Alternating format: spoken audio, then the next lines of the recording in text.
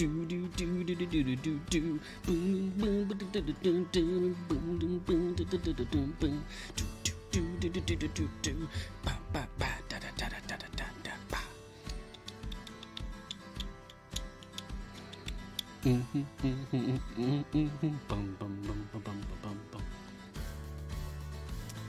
so nice. Such a nice song. Will you deal me in? Shuffle the deck. Deal me in. Place your bets.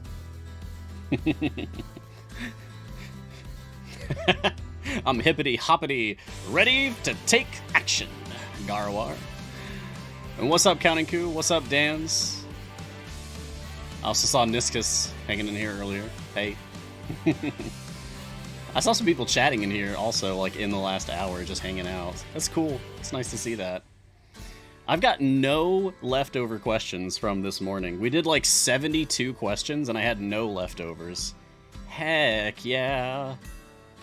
So we could just hang out for the little pre-stream segment this time. Yeah. Oh my god, Gar, I can't believe I didn't notice that myself. That's incredible. Yorvin comes out in Kroll's event. It's the tortoise versus the hare. I don't...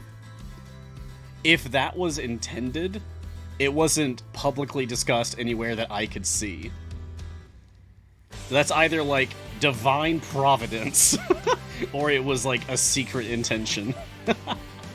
That's incredible. Wow. Thanks for pointing that out. Oh, hey, Kadali. Hello, Iomia. Yeah, the horror version of Tortoise vs. the Hare. Yeah, give me that. Give me that story. The messed up dark fantasy folklore. Jeez. Hey, Star. I don't want to call you idiot, but I don't know what else to call you. I'll call you Control. Hey, Control. Just seems rude to refer to you as idiot. Is it better if it was planned or coincidence? Better if it's coincidence, in my opinion. Just a happy happenstance. Like a happy happenstance. Michael also works. I'm gonna be honest, I'm never gonna remember that. But I appreciate it. Pleasure to meet you, Michael.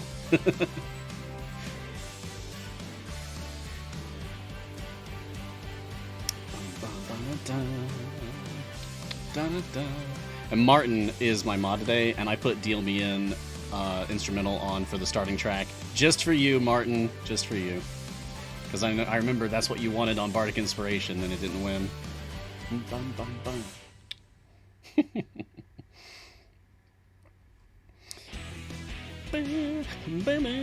Oh, Garwar says guide is up on Reddit. Hey, guess who's immediately opening that? It's me! Oh no, it's me! If I can find it? Come on.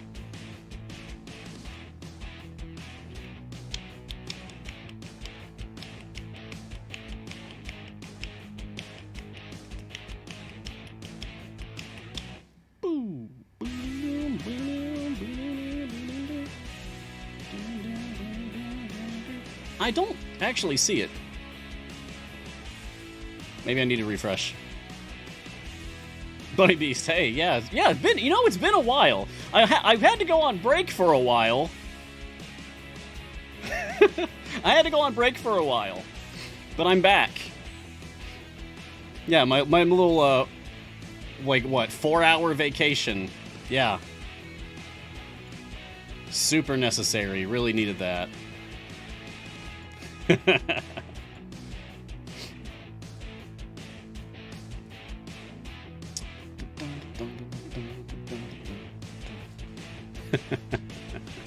Hello, hello. Love it. Love to see all you folks here.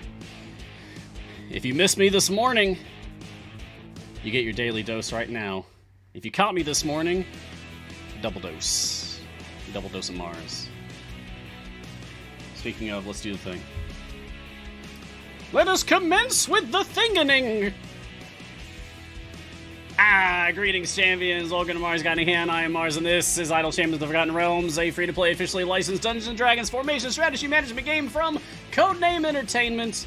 On this daily show, we take a look at the latest content, discuss strategies, and answer any questions that you may have about the game. So get cozy, grab a drink or a snack, join me for a while as we take a deeper look at all things Idle Champions. Today is still Wednesday, December 8th, 2021, and in this 92th episode of Mars Guiding Hand, Afternoon Edition, this is Classic MGH. We got blue now. Look at this. Look at this. Look at this. It's a different color scheme. Shout out to Maddie for doing that up. Different color scheme. We have an orange color scheme for the morning show and this blue color scheme for the afternoon show. So cool. I love that. Oh, and yeah, it's Simroll colors, which is extremely on brand. That's very fitting, actually. That is a lucky coincidence. But yeah, we're going to be talking about Simroll. Simrill. It's the latest event in Idle Champions, the current event. We're going to be probably going, like, touching on Kroll, touching on Lucius, but mainly focusing on Yorvin. We need to unlock the new character. Oh, I almost forgot. Blind me. There we go. And, wait for it. Blind me. That's better. Got my lights on. Some better lighting in here. I knew I was missing something. Now we're good. That's better. All right, so. Let's close this. Let's end this. And let's hop. Oh, we're going to be sick of the rabbit jokes by the end of this event. Let's hop on over to Simroll so we can take a look at things and start working on unlocking the character. Alright, Simroll Spoil Sport. Yorvin. Is our objective? 100 candles. Let's go.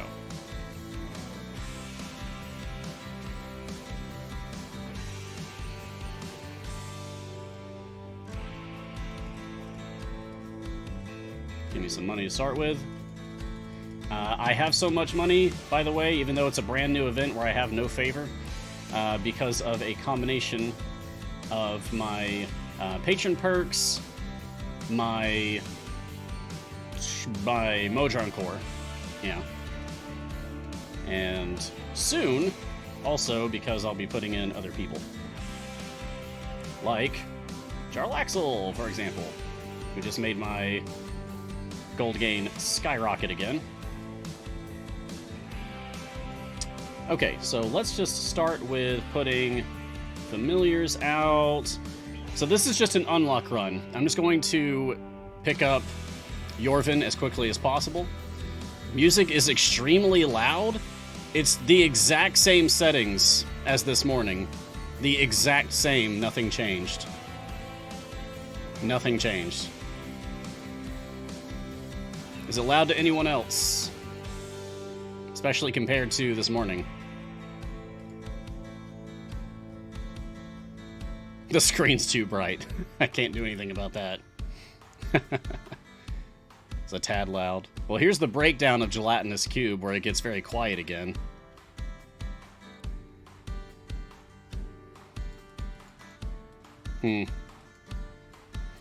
Alright, well, I'll take it down a notch. There we go. Alright, now I was getting speed champions out here so that we can go through things a little bit more quickly. So let's do that. Okay. And I'll keep Jarlaxle as opposed to bringing in Sentry. I'm trying to split a difference between, like, speed and gold find, so that I can also, like, buy the upgrades for the champions that make the game go faster. Here we get Black Viper out here. Not a speed champion, not a gold find champion, but contributes to Jarlaxle's Master of Piracy for gold find.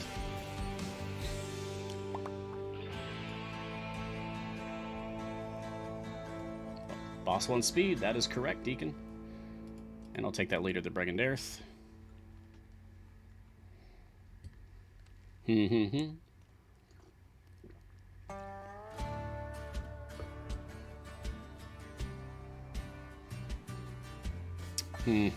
right, I'll take the audio down some more. Just a moment. There. Took it down another bit. Hopefully that's better again. Let me know if it isn't. I get Spurt out here to contribute more to rogues. And, Alright. Icewind Prudence, you'll get a chance. You'll get a chance to shine. I'll bring you in later today.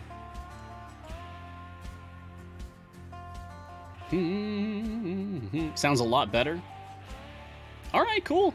Then I'll do this from now on. Until the next time people complain about it, and then we have to change it again. Because it's always something. And that's not a dig at you guys. It's more like, I just can't get a handle on my audio. 92 episodes in, and I'm still wrestling with it. Ugh. Although, it's a lot better than it used to be. I think we can all agree on that. What special did I use for Whittle?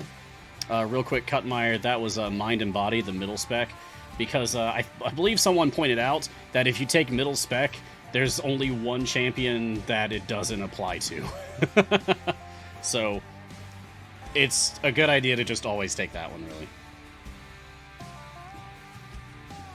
I think the one it doesn't apply to is Freely?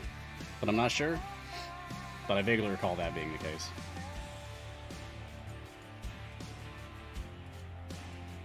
Okay. This is looking fine. Or maybe it was Spurt. Yeah, Spurt has extremely low scores in general. Alright. Today's tea, by the way, I struggled to pick one that I felt was thematically appropriate for Yorvin, but what I settled on is Cinnamon Express by Celestial Seasonings. This is a black tea that is heavy on the cinnamon. It's the cinnamoniest cinnamon tea I have ever tasted. And I felt like that was fine, because Yorvin's a spicy rabbit. Yorvin is a spicy, spicy Harengon champion, and I'm very excited for unlocking him so that we can play with him. The Lurking Rider question, how pleased are you that you can say classic for your previous show? Well, it's not even my previous show. It is my still current ongoing show. It's the same show. It got a glow up. It just looks better now. We've got this fancy overlay. But yes, I get to say the afternoon show is the classic edition because it's the time slot that we've always had for nearly 2 years now. We just also have the morning shows in addition now, which is very exciting. So yes, I am pleased as punch. What does that even mean? How can Punch even be pleased in the first place? It doesn't make any sense. That don't make no sense. It just plain doesn't. Zhuang question, how do you farm gear for event champions? I'll show you. I'll show you today. Stay tuned, and I'll show you how to do that. You basically just do free plays for them on loop to stage 50, and then just automate it and go over and over and over. To pay for those runs, you, of course, will need event tokens, and the best way to accrue event tokens, besides just waiting, is to use bounty contracts like these. And the best way to get those is to gem farm. Like, go to Mad Wizard or Curse Farmer and gem farm. All day, every day. Onyx Squared. Question. Hey, Mars, which of the 3 Cimmerals would you recommend for building up favor first? I'm thinking Kroll's Formation. Absolutely Kroll's Formation, 100%. I came off a little strong there, and I apologize. But I was actually talking with Martin about this earlier today in voice chat, and we settled on Kroll is a very good formation for doing a deep push in the event. Because it's a single tank, and you've got a 6 adjacency spot and a 5 adjacency spot with plenty of edges. Lots of fun. that you can move things around. Yeah, so I will personally be using Kroll's formation for deep pushes. Sweet! Okay, so let's go ahead and complete this.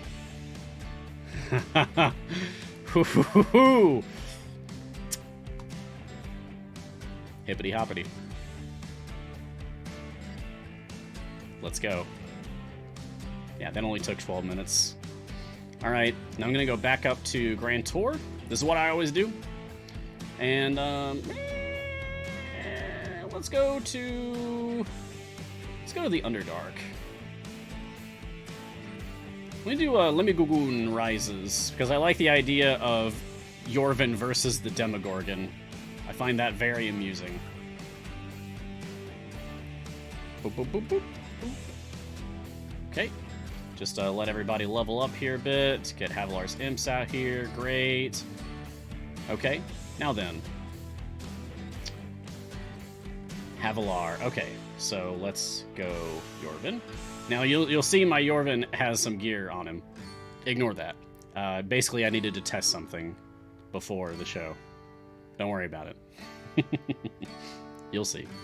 But choose an upgrade path for Yorvin. We're going to do that in a minute. Because I like to start by just reading everything that the character's got going on first. Yorvin. Male. Harengon, Barbarian Druid multiclass character, 39 years old. Chaotic neutral alignment. DPS healing and support champion. What? Okay. Okay, I was not expecting healing, but I like it. So we got 20 strength, good god, 14 dexterity, 14 constitution, 8 intelligence, 13 wisdom, 12 charisma. This sounds already like a fun D&D character to play. Battle Ball 2022, anyone? Who's gonna main Yorvin? As another C&E original champion. Oh boy. Alright, so Chaotic Neutral doesn't work for Mert. The strength is good enough, but I don't think the charisma is good enough for Zariel. The intelligence is not anywhere close for Strahd, but the constitution, Vajra approves. Okay, so Yorvin Springpaw disappeared from the Feywild as a child, a Feychild, after an encounter with a malicious coven of hags. He ended up lost in the Shadowfell, where he embraced his innate primal spirit to survive. The power of this ancient feral beast helped Yorvin do more than survive the dangers of the Shadowfell. He thrived. When Yorvin came across the Witchlight Carnival, he managed to convince the owners to bring him on board. When the Witchlight Carnival returned to the Feywild years later, Yorvin moved on, seeking his childhood home and the hags who banished him. Ooh, ooh, a revenge story. Oh, that's fun. Okay, cool. That feels right. So, we begin at level 20 with Blood Fury Tattoo.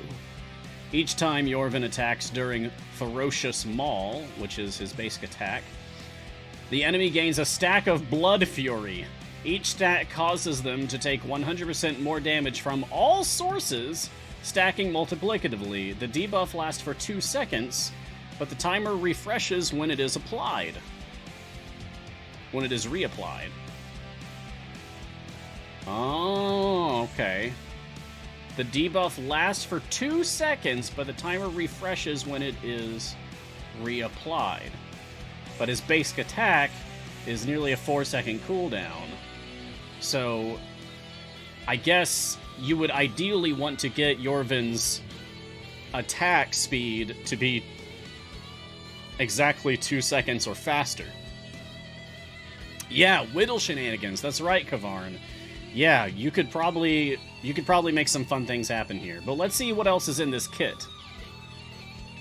Infectious Fury. Enemies that Yorvin has attacked take 375% for me currently more damage from all champions when they are attacking the formation. Okay.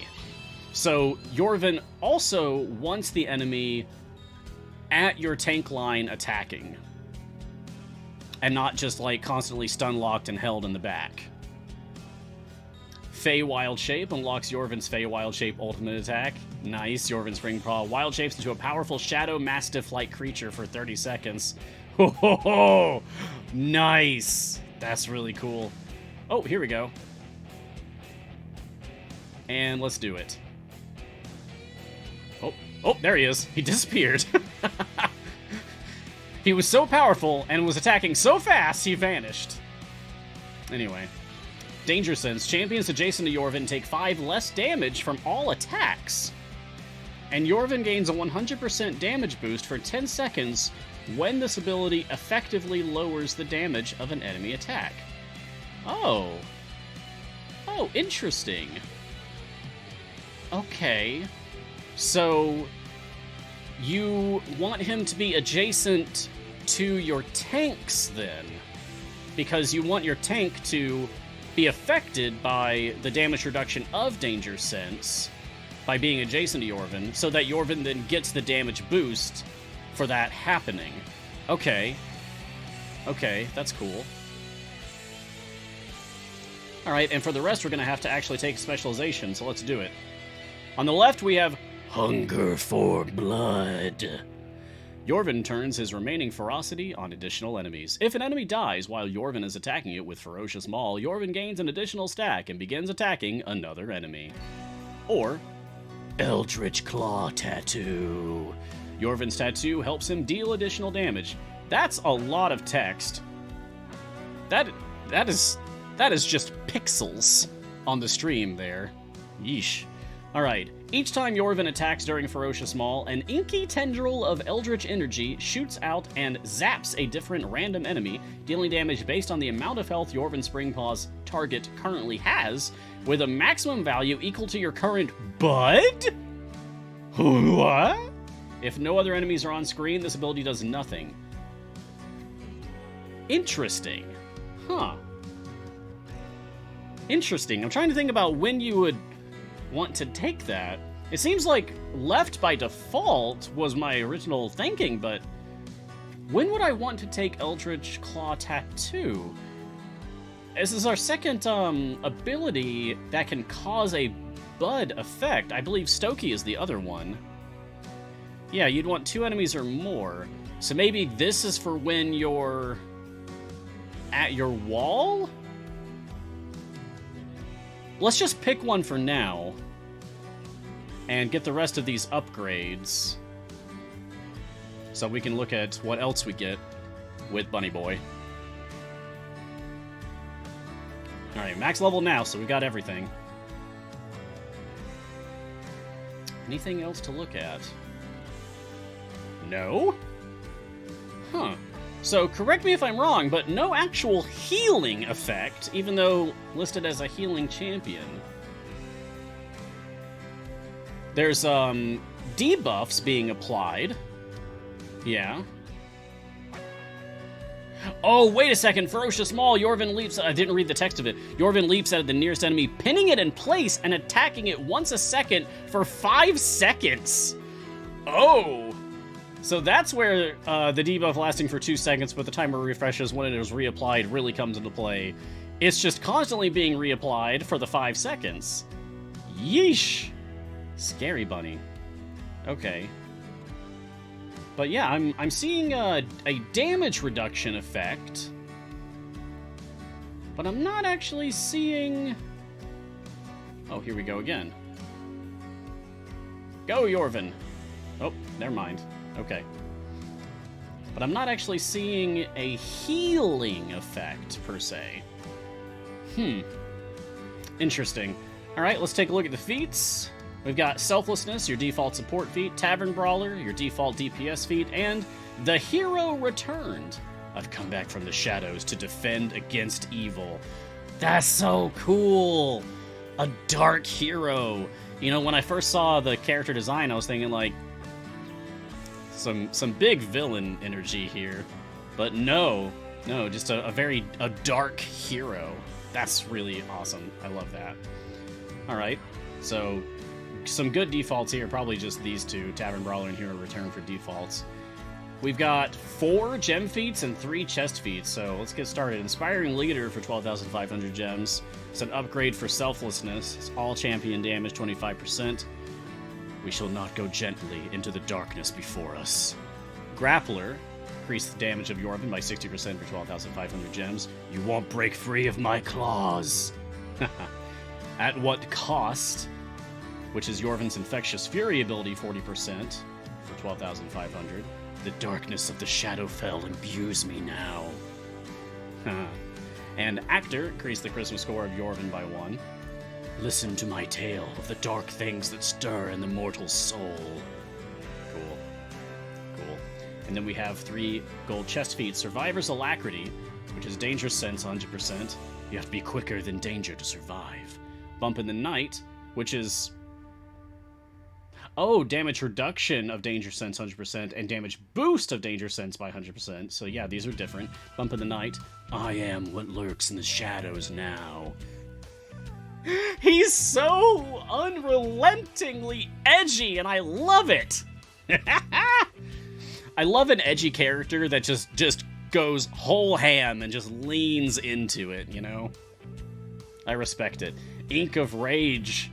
This is Blood Fury tattoo, 40%. The magic of the tattoo overflows from its lines. That's great. All right, we're going to go ahead and grab all of these.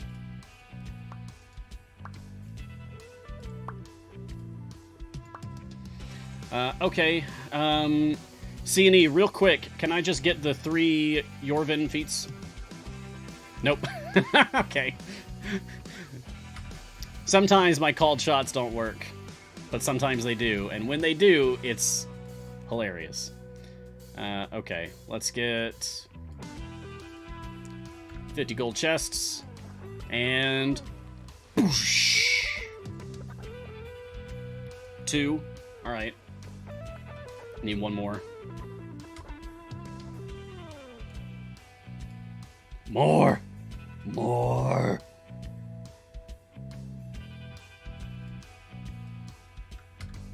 Do 25 now.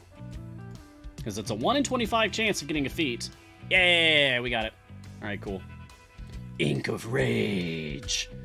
Excellent. Alright, so we should have all of Yorvin's feats now. We do. No more locked feats. So now let me think carefully about which ones that I would like to use. So there's just self-DPS, right, sure, good, but Danger Sense damage boost, damage reduction, Blood Fury, and Infectious Fury. Okay. Also, Charisma +1, huh?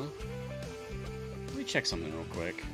Nice! So if you get that Charisma +1 Actor feat for Yorvin, then Yorvin will also qualify for Zariel. Patron Zariel. Because 12 Charisma, you just need +1. Heck yeah. So, what do I actually want on this boy? Blood Fury Tattoo is like his core ability, so that's a good one. Infectious Fury, that's big numbers. So I like that too. Danger Boost seems good. I like the damage boost. But I can't have all 3. So I'm gonna go with Blood Fury 40% and Infectious Fury 40%. These will probably be my defaults, I think. Ink of Rage and at what cost. I like these. Okay, let's get... Oh, can we... Yeah, there's the Shadow Mastiff form. Oh, but you can't see him. Oh, you get a little glimpse of him. There he is. Look at that nasty boy. I love it. Let's get some more gear. Let's get some more gear. Let's just go ahead and open up 50 Electrums. Blues, please. Thank you. Oh, Delana, sure. You're here too. Why not? So, Scaled Sporin. The scales of a shadow dragon are as hard as the Raven Queen's heart. Silver Earrings. These blaze like the moonlight over Prismeer.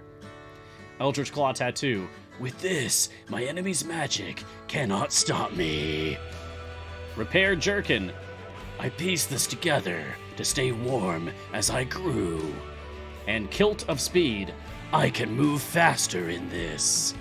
I love it. He's so edgy. Shadowfell Collector. By the way, Shadow Dragons are like my favorite dragon type, so it's cool to see them represented on Yorvin's gear. If I had to pick one favorite, like, canon dragon that isn't, like, a dragon deity or like, a unique name dragon, just, like, one of the dragon species of Dungeons & Dragons at large, I would say a Shadow Dragon is my favorite. Okay, so we've got a Yorvin geared up now, so we've got in slot 1... Oh, and Childlike Picture. A memento of a more innocent time before I was stolen from my home. In a world. Yeah, I love doing voice work.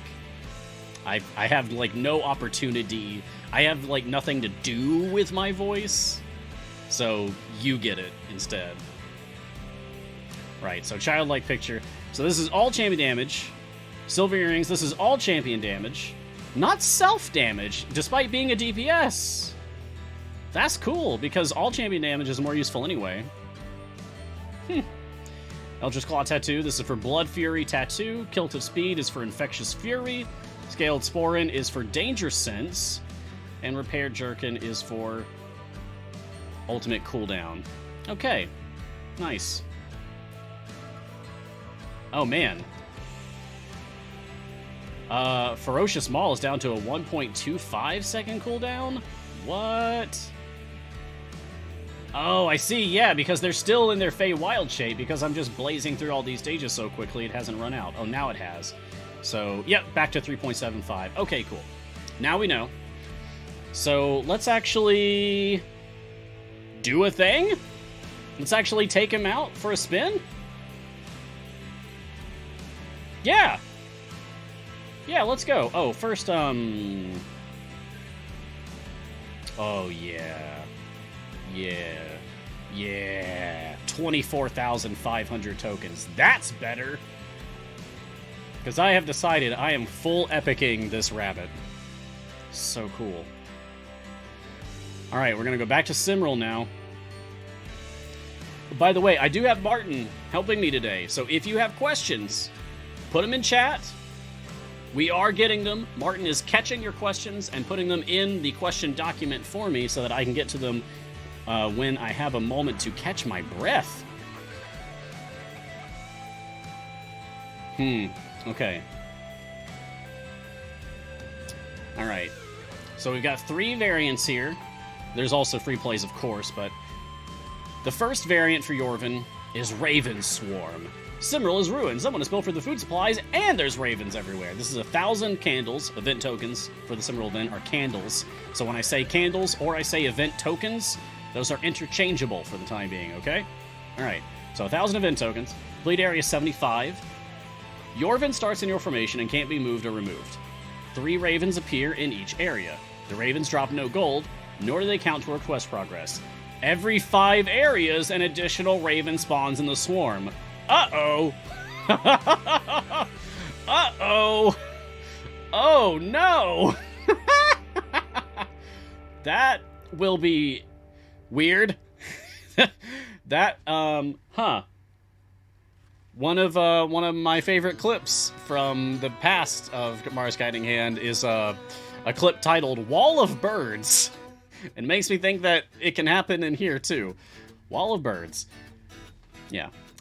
Getting to know Yorvin. If you choose the Hunger for Blood specialization, once Yorvin defeats an enemy, he'll jump to another enemy to attack them as well. So he's just going to be just ripping birds apart left and right. That would be fun to watch. Fangclaw.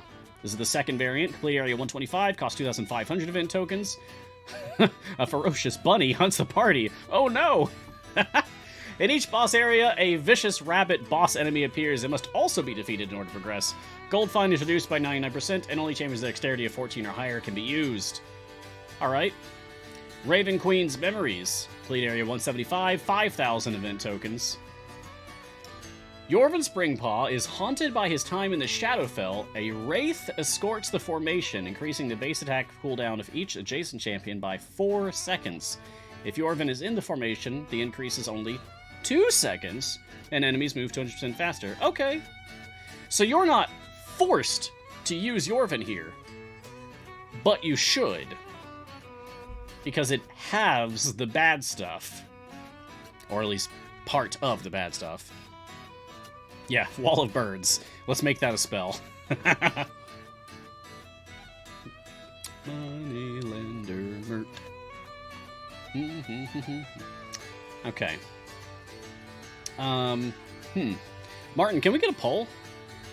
Between Raven Swarm, Fangclaw, Raven's Queen's Memories, or Free Play? If we could get a poll for that, please, I'd appreciate it. Meanwhile, I will take some questions while that's going. And thank you, Martin. Thank you. Sir Zakalot YT, should I use my bounty contracts today? Yes! Now you should! Now that the event is live, you should do that. Star Chaser, ready to be the lead-in show for Griddle Champions on Friday? Ooh, do I? Do I get to do that? I do! Yeah, there's a tiny gap between us, but technically, yeah, I do get to be the lead-in show for Griddle Champions. Well, that's cool. Yeah, I get to pass it off to Lee and Sean. Nice. Yeah, I'm excited for that. Okay, and let's see what else.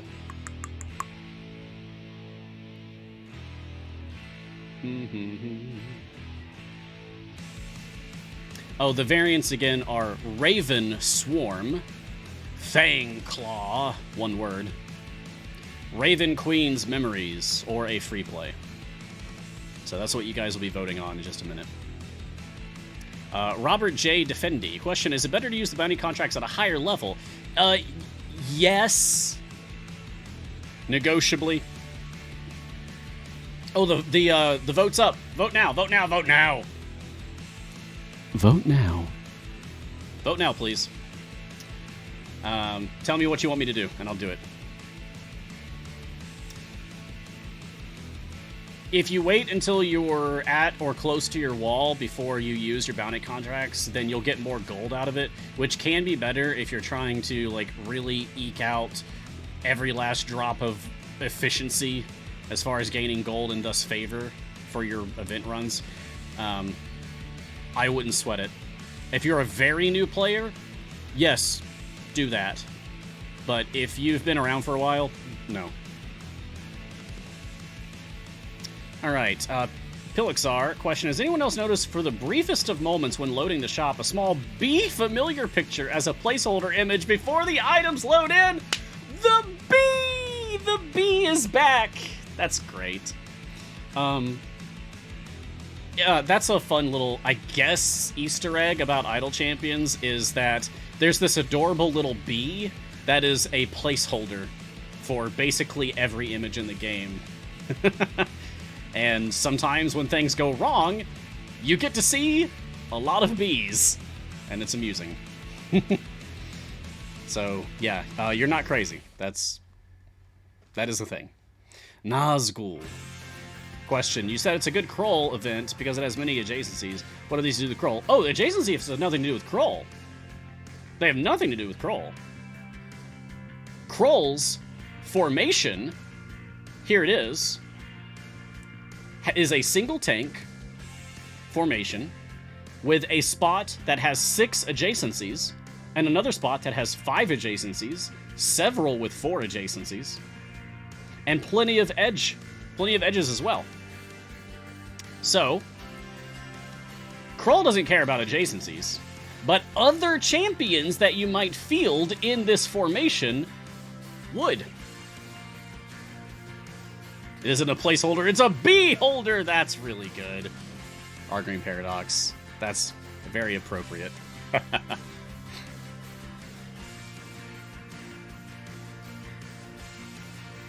Oh, Fangclaw is bugged? The Fangclaw variant is bugged? Really? Instead of Dex 14 or higher, it's just flat Dex 14?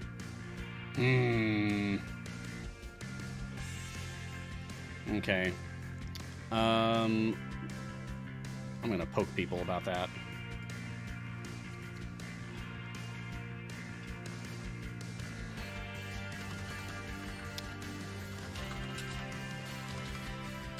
Fang Claw. Variant 2, Yorvin.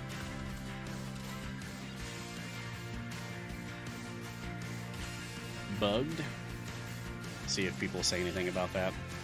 Raven Swarm wins! Thank you, chat. That's the one I wanted to do anyway, so I appreciate it. Let's play with the Raven Swarm. I cast Wall of Birds. Alright, just gonna get some initial gold here. Wow, why do I have so much gold instantly? I don't remember earning that much favor. Seriously? Why do I have E33 favor already? I just went to stage 50 and reset. Okay. Yeah, I guess the carryover bug happened to me. Hey, this is a bug that happens sometimes, but it's really good for me streaming, so I'll take it.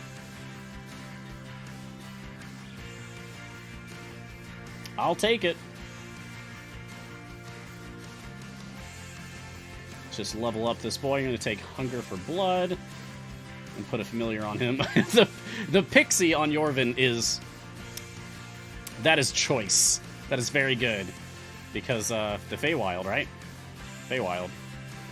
Okay. Well, we have a lot of, Fey representation among familiars, come to think of it. There's a lot of them. Pixie riding Corki? Of course, now I'm struggling. Almirage, both of the Almirages. Yeah. They're magical little beasties.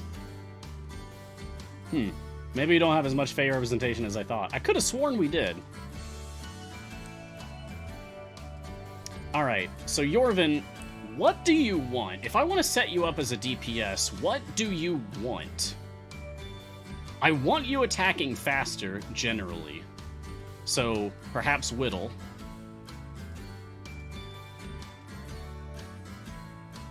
I'll, of course, want someone who attacks quickly, period. Oh, I'm gonna need 2 tanks here, so who would be a good tank for Yorvin? Yorvin's chaotic neutral.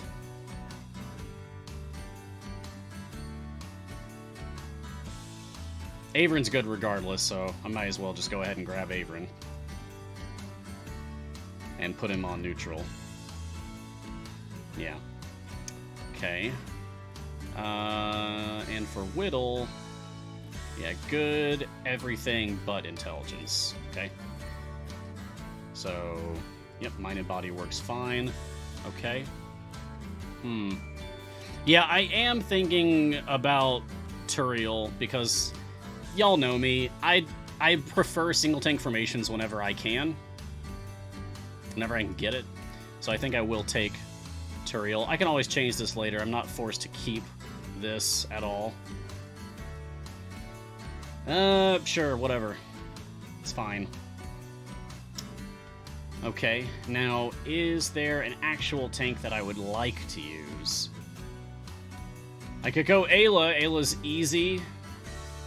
And, Ayla would also be another neutral to have adjacent to Avron. Yeah, that's good. Okay.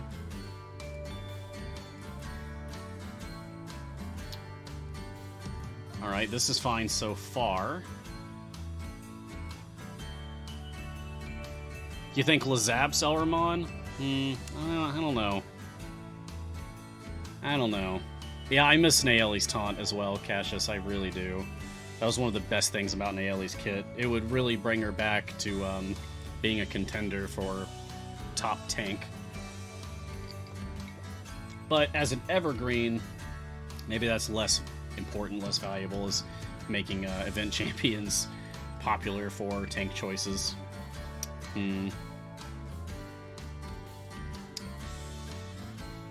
You know, this is tough.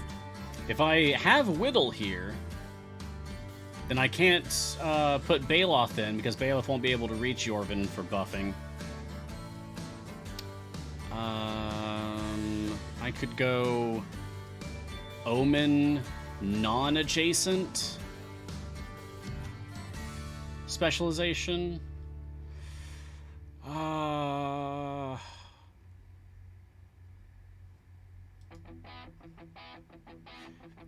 I really need someone who attacks quickly.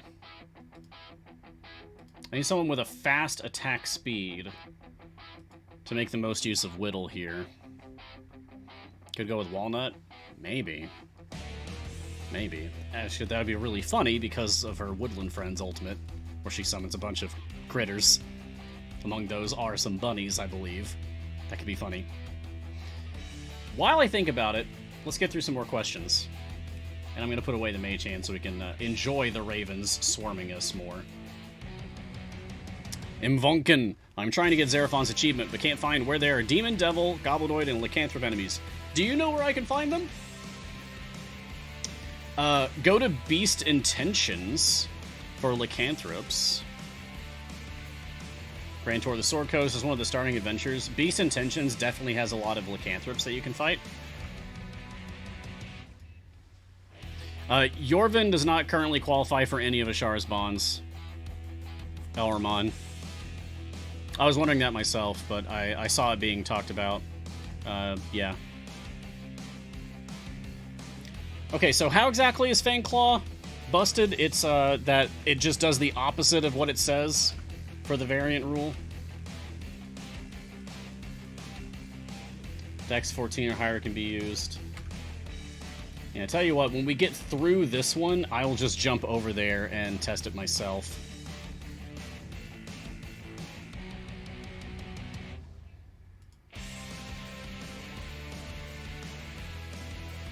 If you're looking for Goblinoids...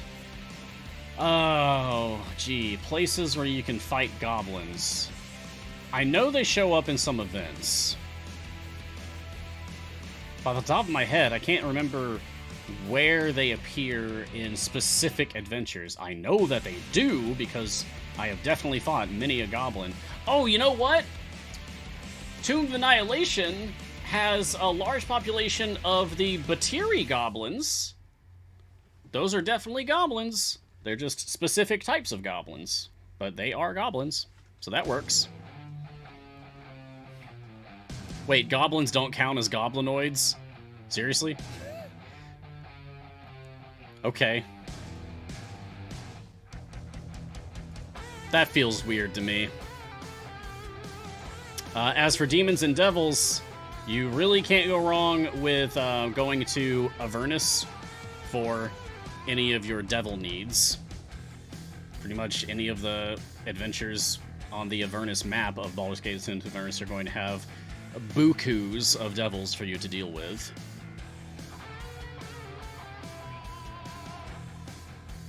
As opposed to, if you want demons, specifically... Specifically demons.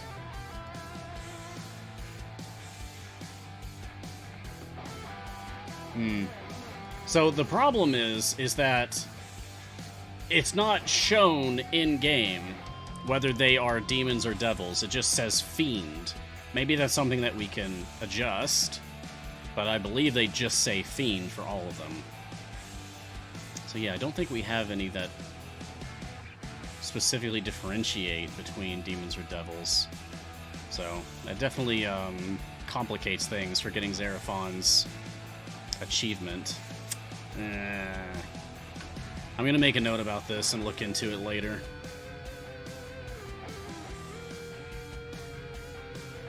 Demons, devils, Xeraphon, and goblins aren't goblinoids. That's the weirdest one to me. Yeah, I don't like that. That's weird. Hey, Super Steve, I'm looking for Kroll's free play online to see if it has fiends for Havilar, but I'm having trouble finding it. Anyone know? Or know the name of the base map? Kroll's free play? It's this. It's Simrel. It's the Simrel Spoil Sport? Is that what it's called? Yeah, the Simrel Spoil Sport, parentheses, Kroll, is the name of Kroll's adventure specifically, but it's just the Simrel Spoiled Sport in general for all of the Simrel champions. But you want to know if it has any fiends? If it has any fiends, huh?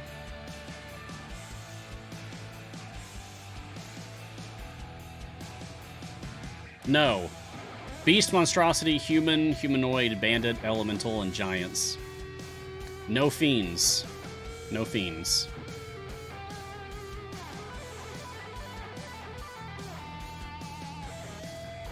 Cassius, Battle Ball 2022. All skeletons mysteriously immune to AoE attacks, especially walls of. That's good. That's really good. Like they've learned. Scary. Cutmeyer question, is there a way to use Yorvin as a speed tank formation? So have him up front, trying to get his attack cooldown lowered and try to keep him becoming invincible by attacking. Okay, so you're suggesting the possibility of having Yorvin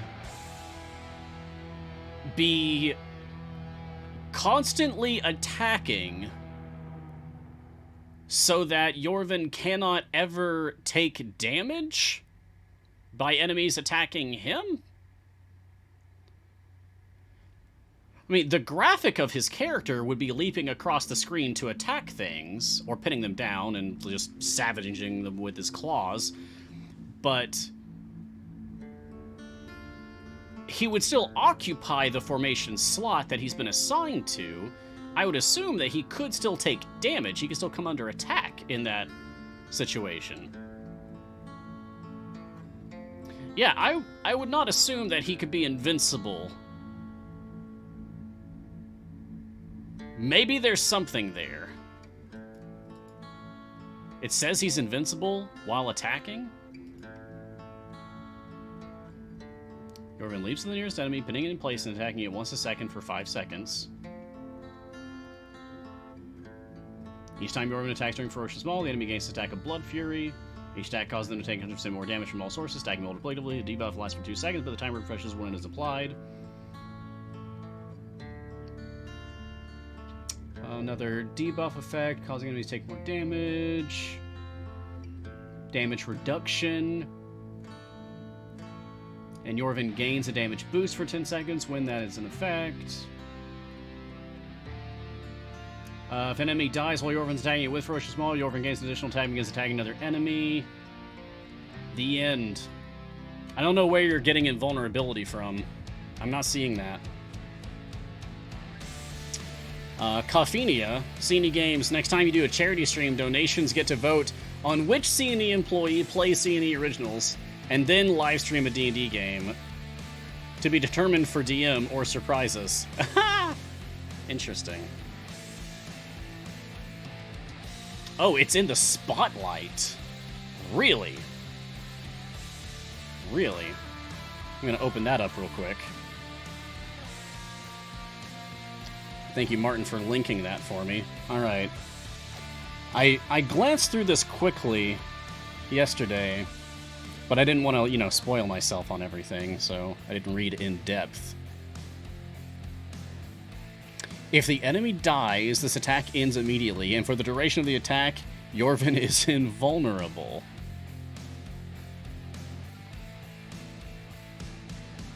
Secret Tank Yorvin might actually be a thing? If his basic attack makes him invulnerable for the duration of the attack, and you can just get his attack cooldown to be fast enough that he's constantly attacking, then he can never take damage? Uh-oh. Surely they thought of that. Surely they thought of that in their safeguards against it. Yeah, Gar, that's exactly where my brain was starting to go. Like, there's gotta be at least, like, even if you don't see it, there's gotta be at least one frame of his animation where he's back in the formation. And in that split second, if he's attacked in that frame of his animation, he would get hurt. So, that being said, maybe you could combine it with some kind of, a group knockback effect? So that there's even less chance that he would be hit during that one frame of animation? Like, Donar. Donar with AoE spec. Just to shove everything back at the same time. Or, Baloth, to keep him alive for at least the one time.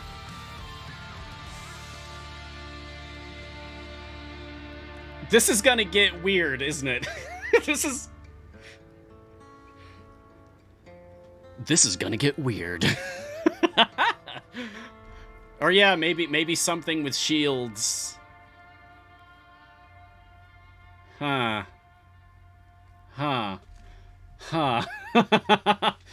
Okay.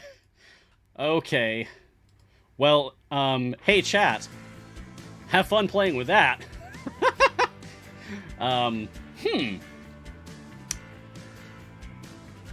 Yeah, did we accidentally get a dodge tank in the game?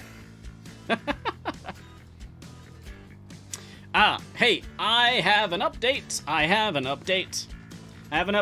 about Fangclaw.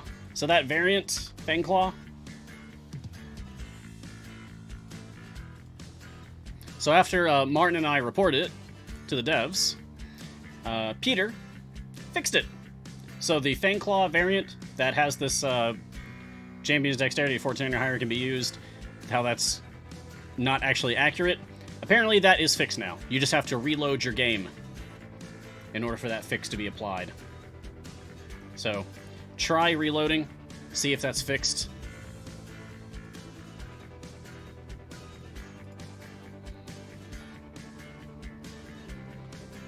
Oh, and I'm getting one of the devs private messaged me to tell me Yorv's attack doesn't start cooling down until after it's finished. Thank you, Jarrett. Thank you, Jarrett. I didn't know you were watching. Hi, Jarrett. Hi.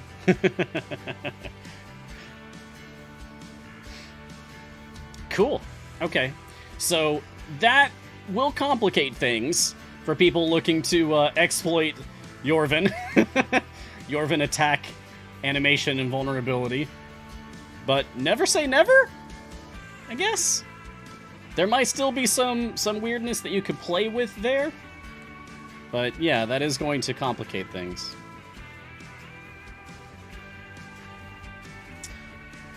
Kevin Bolaware, question. Why is my Yorvin free play achievement already unlocked? My Yorvin free play achievement already unlocked. I don't have the character unlocked and you haven't reached 275. Ah, did you reach 275 in a previous year of playing the Simril event? Because that's what does it. See, if I go up here, you'll see that it's already checked marked for me as well. Oh, although the text is wrong. I just noticed this. Ferocious Free Play says complete area 225, but the graphic shows 275. So yeah, we need to report that too. Real Scary Norm, I actually haven't had a meeting today. The meeting happened while I had to moderate one of our shows. So I actually haven't had a meeting yet today. And I won't today, which is nice. Because who likes meetings? Non-bread loaf, a little late to the stream. What tea is up today? Today's tea is Cinnamon Express. Choo-choo! All aboard the tea hype train, I guess. Yeah. It is a strongly cinnamony black tea. It's very good. But I also have an iced coffee to go with that. I like hot tea and cold coffee. I like that. Kevin Bolaware, is the Yorvin formation a sideways rabbit head? Is it?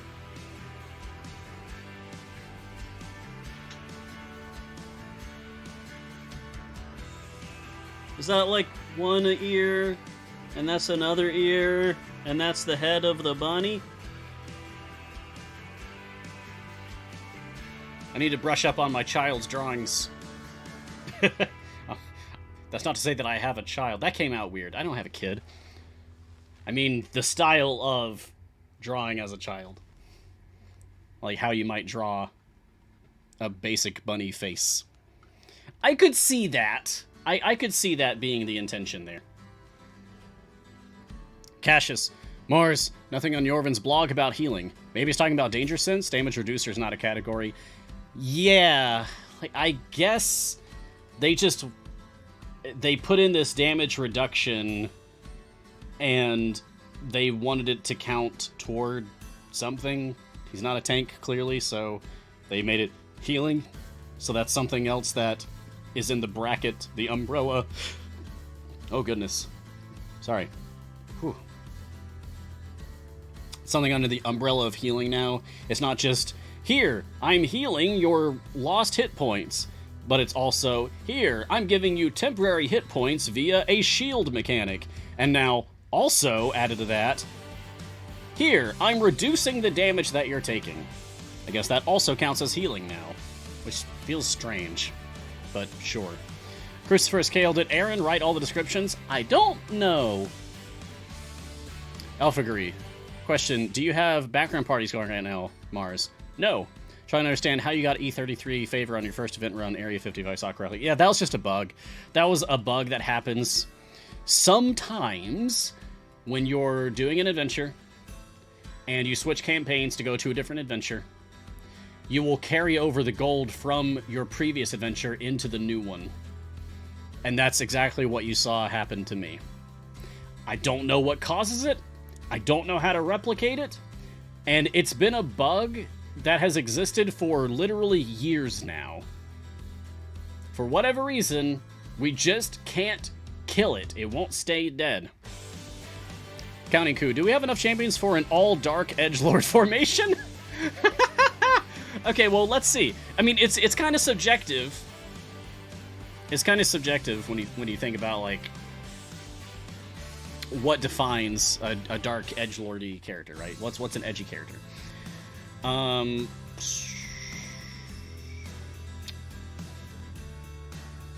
So to me,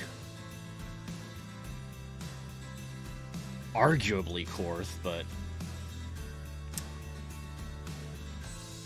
arguably Artemis? No, not really. Arguably Baloth, I guess. The Keelek with the Hadar Keelek skin on, but this is really stretching it. No, I feel like, no, not really. I feel like we can't really do, like, a oops, all edgy characters formation. Yet! But maybe one day. Haha! Oh, you know what? I just realized something. This is not only rare, but I think this is the first and only time this will ever happen. The number of champions in the game is equal to the episode number of my show. 92! Yeah, I think we're on our 92nd champion now, so... Oh, what a cool coincidence. X Rodak X. Question, I play on Epic Games. Oh, me too, on my new account.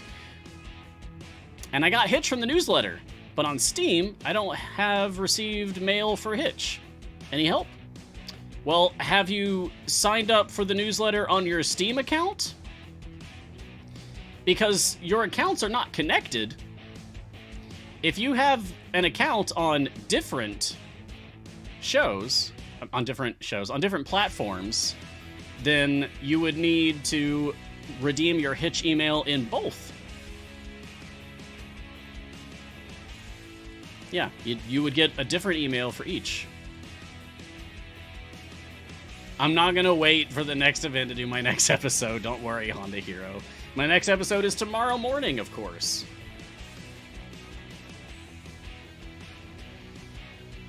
Okay, so this variant's pretty easy. I don't have familiars out here. And I don't even have a full formation. I have a very, very low effort formation here. And we're going to clear this handily. So, not worried about this. Arian, can we put in the voice phrase request for your morning show now? Maybe. You know what I'd really like to do? It's something that I mentioned once to Dylan, but we haven't really discussed it further. I would really like to do stuff with channel points more. I would really like to do stuff with channel points more. So maybe, like, maybe voice requests could be a channel point thing. Or switching champions, or all kinds of other fun stuff. I have ideas. I just need people to listen to me.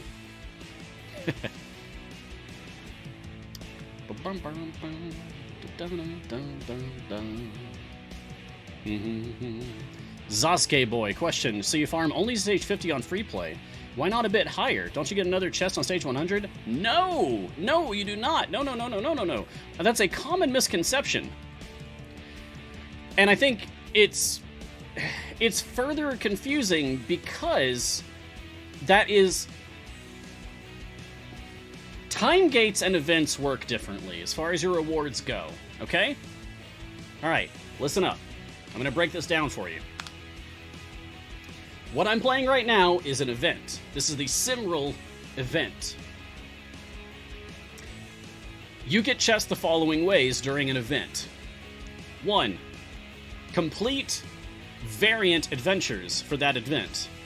Completing a variant adventure for that event will earn you 1 gold champion chest for whichever champion that event variant is for. 2. When you complete a free play for that event, you will earn either a silver or a gold chest specifically for that champion for whichever champion's free play you played for that event. How far you go during that free play has no bearing on what kind of chest you get, nor how many you get. You will get 1. It will be either silver or gold. Doesn't matter if you make it to stage 50 or stage 5 billion. Not that you can even do that, but you get my point. You must clear at least stage 50 to earn that chest, however. And the third way to gain chests during an event is to redeem 10,000 event tokens, candles for the Simral event, as an example. Those are the only 3 ways. That's it. Time gates, on the other hand. A time gate will reward you chests for beating the 3 adventures that are assigned to you for that time gate. The first being just go to X stage, the second being go to X plus 25 stage, and the third being a random variant for that champion's time gate. You will also earn a silver chest for that champion specifically for every unique clear of 100 stages that you complete during that time gate. Case in point, earlier this week, I asked chat to choose my time gate for me. The chat chose Neris. I played a Neris time gate.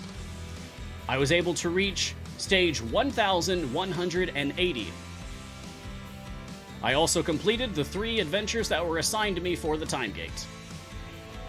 So, my final haul from that Neris time gate was 11 silver Neris chests because I cleared 11 unique stage 100 goals. I cleared stage 100, 200, 300, 400, 500, etc., all the way up to 1,100. So I got 11 silver Neris chests for that, and then I also got my 3 gold Neris chests for completing the 3 assigned adventures that the time gate comes packaged with. Are we clear? Any lingering confusion about events and time gates as far as your rewards go. What kind of chests you get and how. I don't think I could have explained that any more clearly. I hope that helps. Sympatigos. Question. I'm relatively new and following along to Gar's new player guided tour. I just completed the second milestone of unlocking Azaka. Congratulations! You're making good progress. However, I'm not even close to the favor amounts he says I should have at this point. How do I best farm favor at this early stage of the game? Well, you've just unlocked Azaka, so you've solved your own problem. The next thing you should do is read up on how to set up Azaka farming. Do that a couple of times in each campaign, and baby, you're golden. You won't struggle with your favor gains anymore. Trust me. Lux Veritatis. Apologies if this already got asked. Even if it is, no worries. But is Yorvin's formation the first 6-column formation? I don't recall seeing one before. Is it? 1, 2, 3, 4, 5, 6.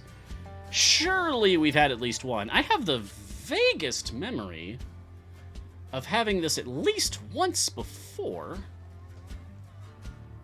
I don't think it's the first, but I'm struggling to remember what may have been. Yeah, I don't remember. Oh, I was talking about Azaka farming, Snoop Wolf. It is a specific strategy, very common, very popularly used, invented by the community at large. We've been doing it for years now, Azaka farming. And it's basically leaving one enemy alive on the highest stage that you can reach, and sending in a couple of tigers to beat it up for its lunch money. Over and over and over and over.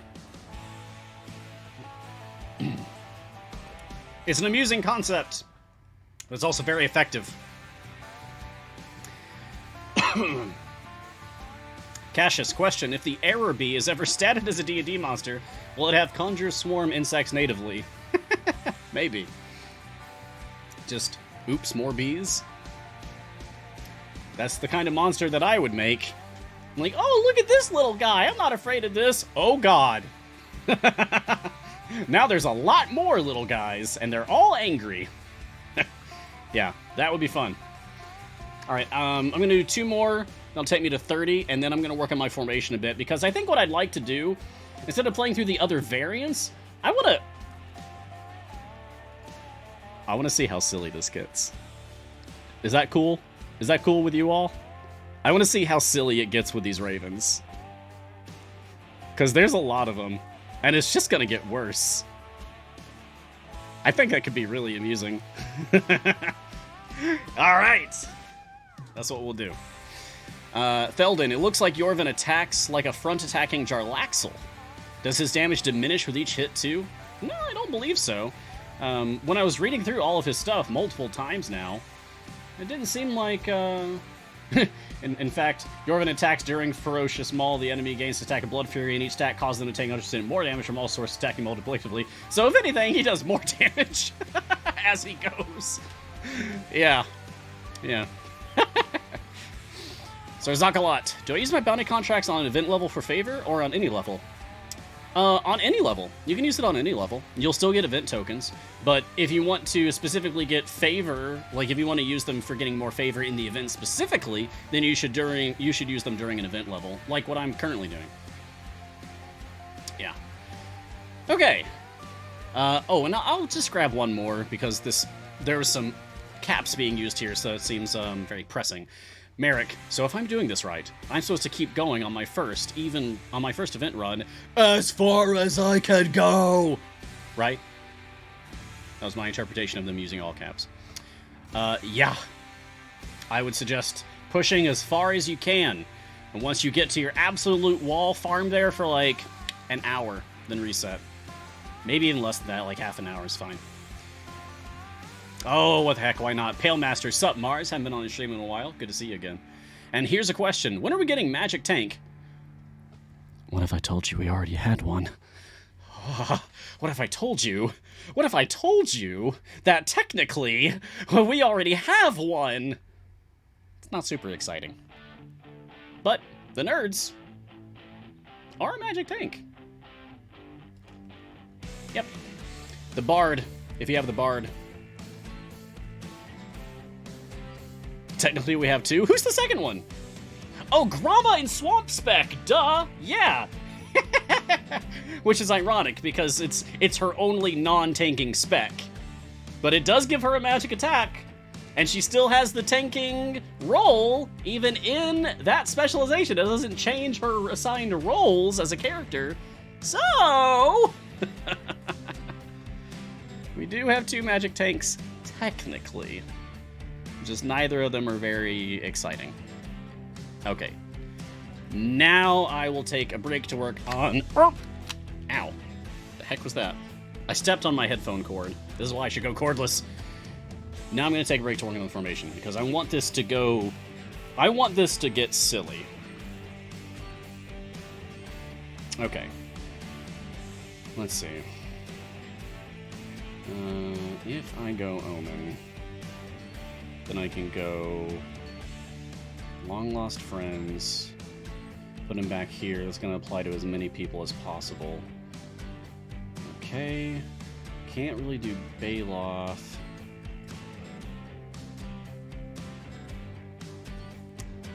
I might use Briv instead of Ayla, but for now Ayla's fine.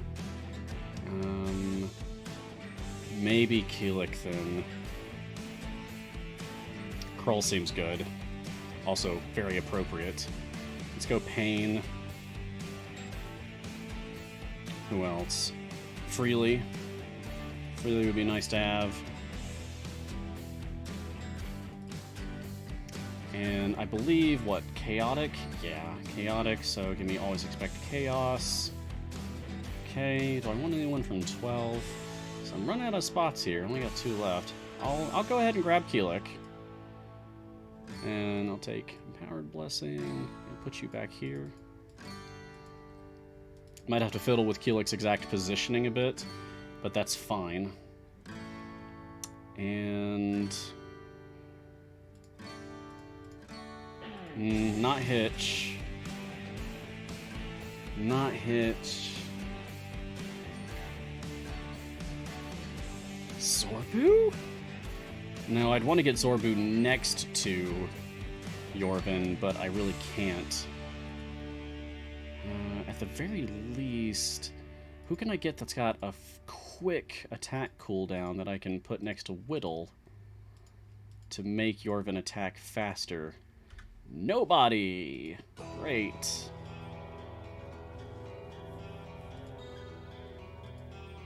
Stokey, do you attack fast? Nope, you really don't. Am I going to need to put out Ishii here just for the attack speed? Just for the attack speed? Is that worth it? Oh, that's not even very fast at all. 6.3,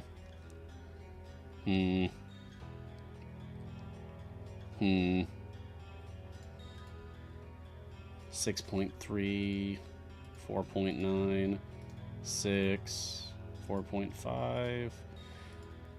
Delena's ultimate makes her attack super fast for a while, which would then apply for Yorvin.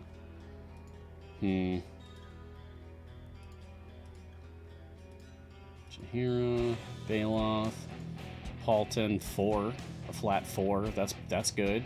And would also be a buffer. 5, 6.2, 3.9. Hello.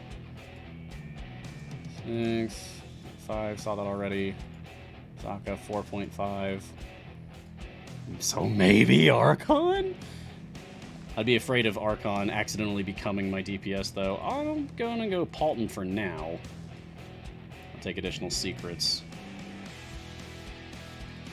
But I'm gonna try not to sweat it too much. Really, I just want a workable formation to go as far as we can.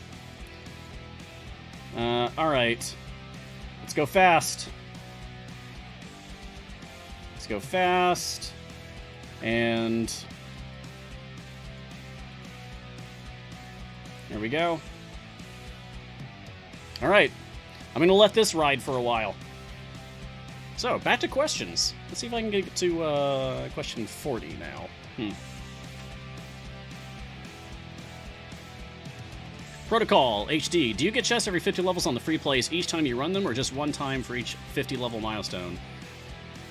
You get chest if you beat stage 50 on a free play and then reset. You will then get another chest when you beat stage 50 on the free play and reset.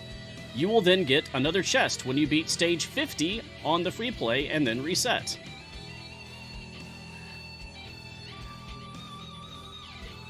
Oh, it's not a crazy delay. It's just that Protocol... People ask questions.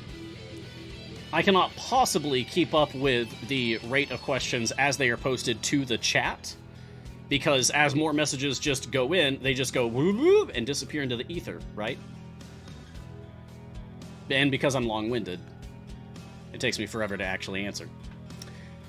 Martin, however, my moderator, is catching your questions and putting them into a document for me in the order that they come in, and then I just read down the list in order. So, sometimes, I can get to people's questions really quick if I'm answering them as quickly as they come in.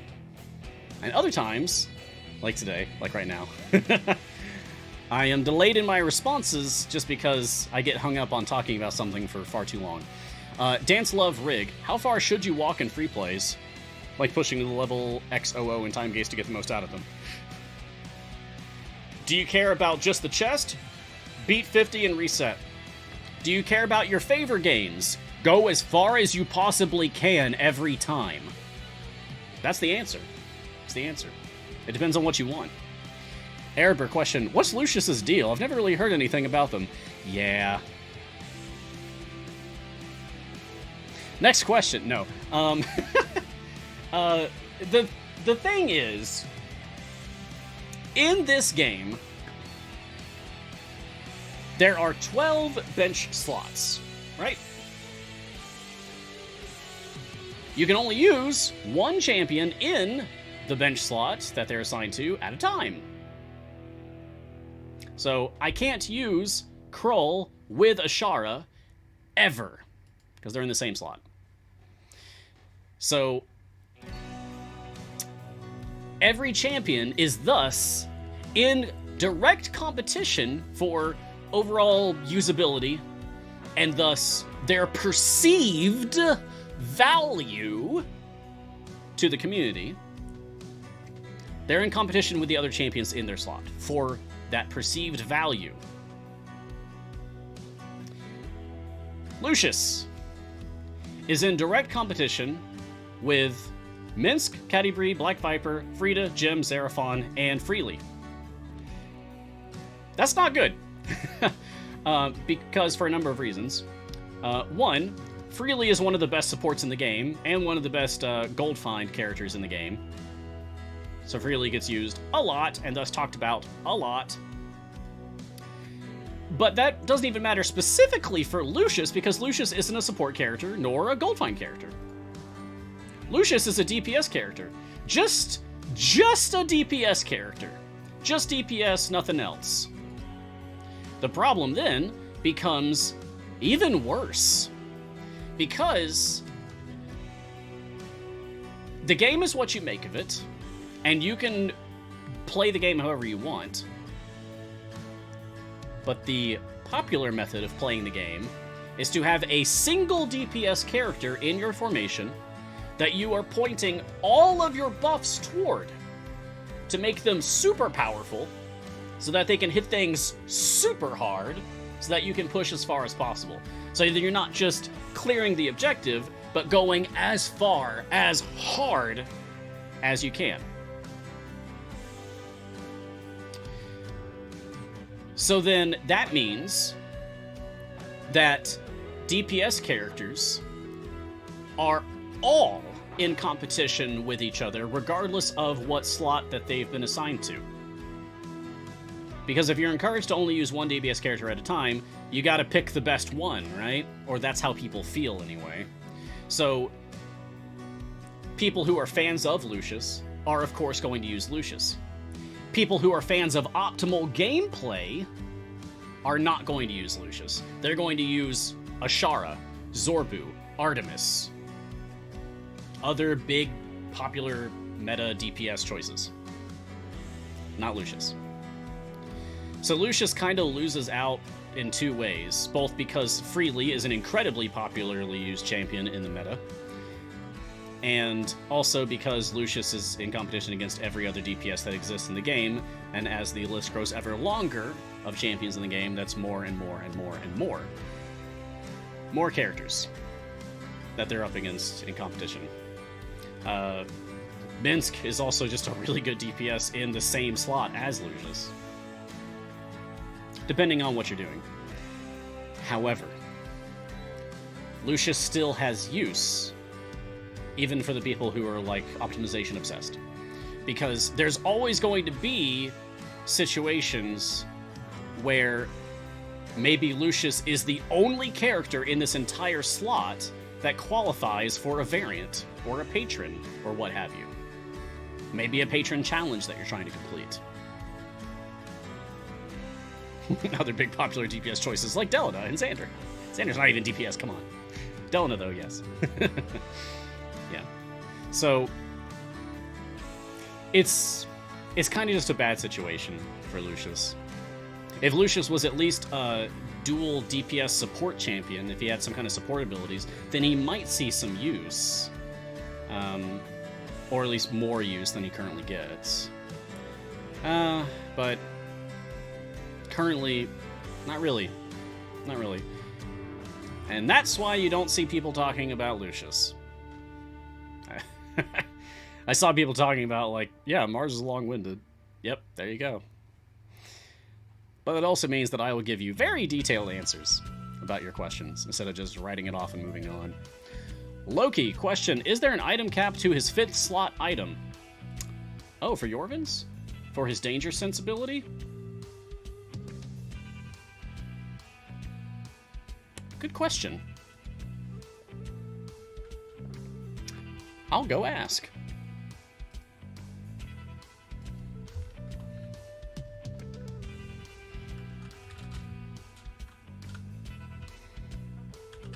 Is there a level cap? I would assume no, but is there a level cap for Yorvin's slot 5 item?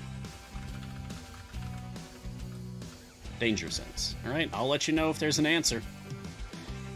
Irian. Oh, it also happened with the morning show, 91 and 91. Oh yeah, there were 91 champions earlier today, and my morning show was episode 91. Ha! So twice in the same day, I got to do my episode number equals the number of characters in the game. Ha!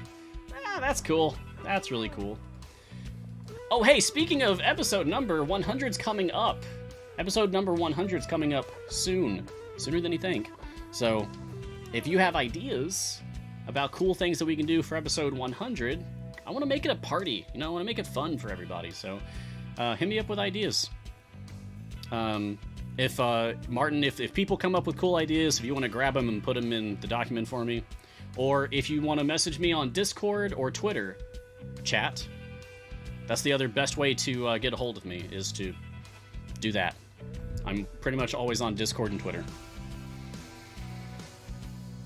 Boom, boom, boom, boom, boom, boom, boom, boom, boom.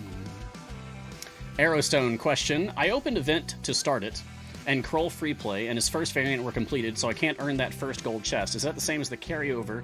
I put in a ticket, but if it's something they can't fix, I'll go ahead and start the event. Just curious if you had an idea, thanks. Arrowstone, what immediately comes to mind for me is, did you ever in the past do a Kroll time gate?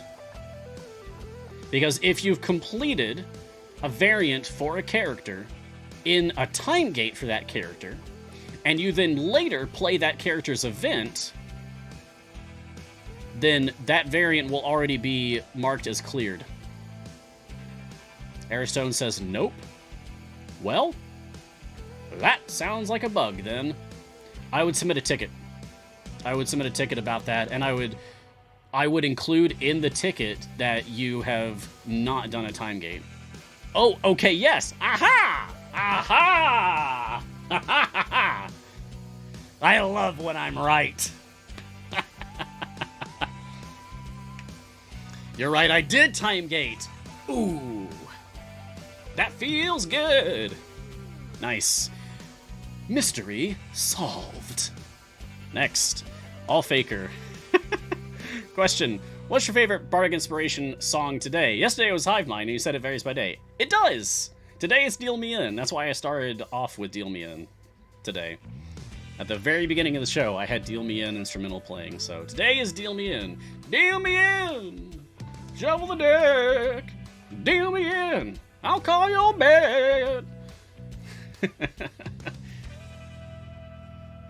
Yeah.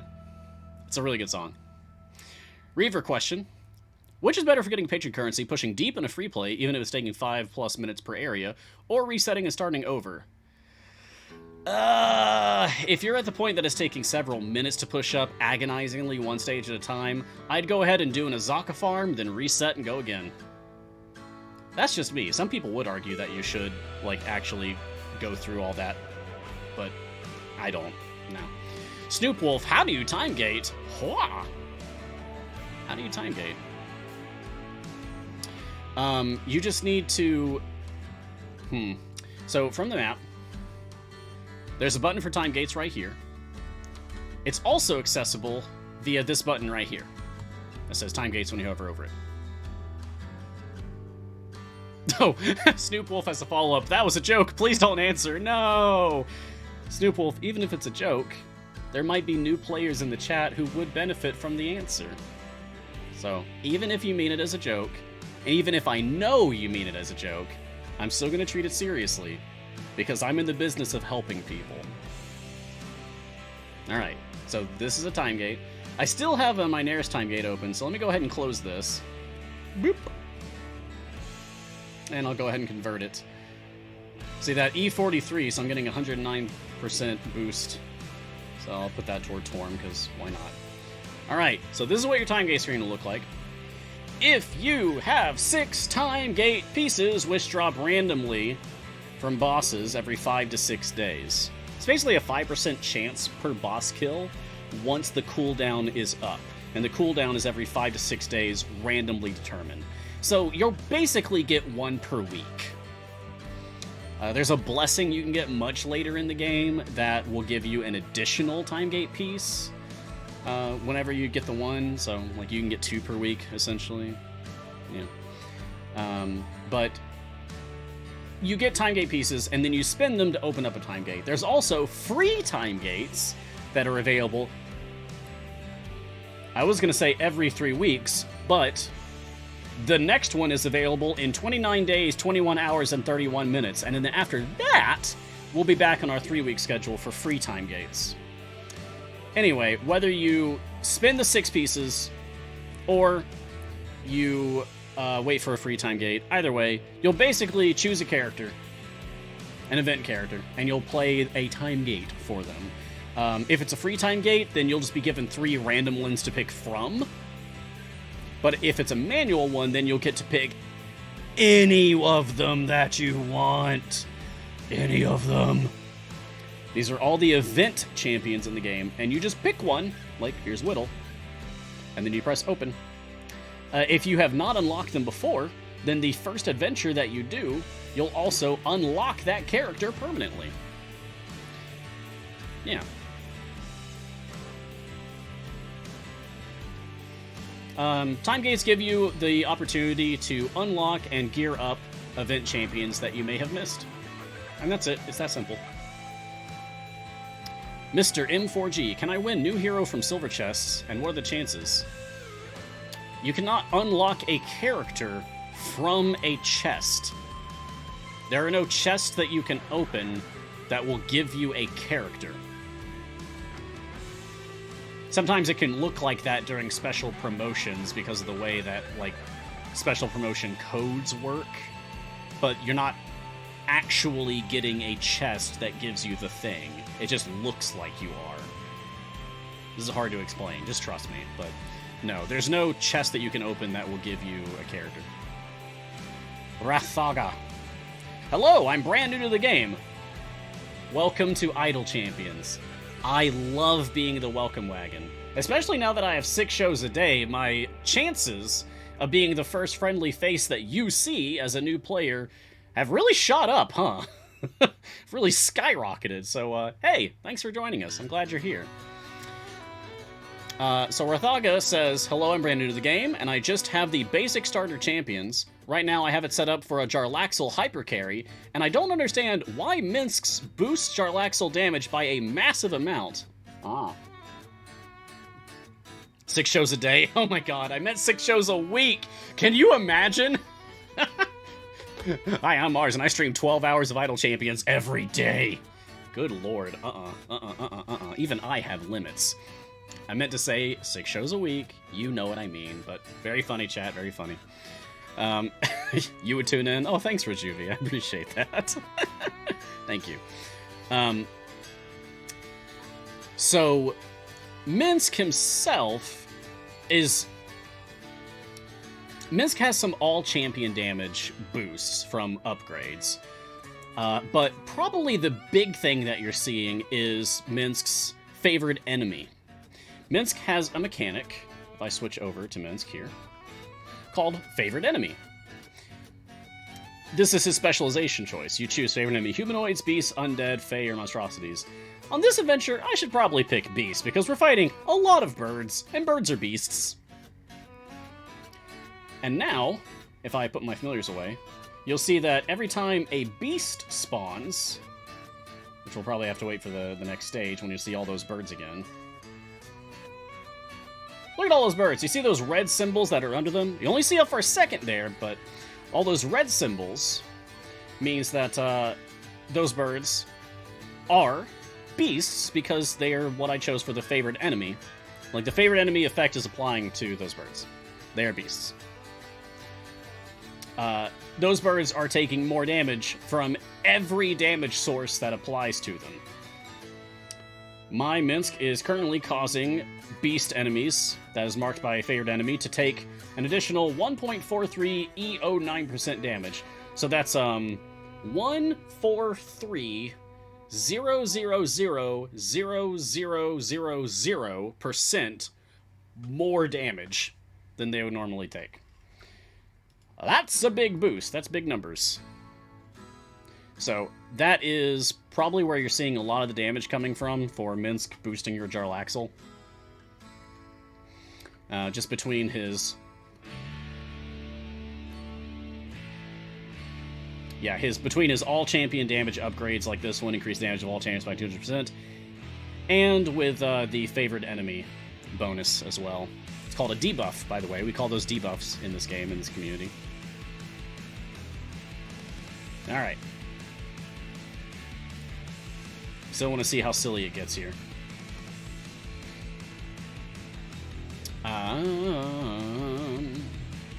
Irian, question. When I first read Yorvin's kit, it sounded like he could be good for click debuff.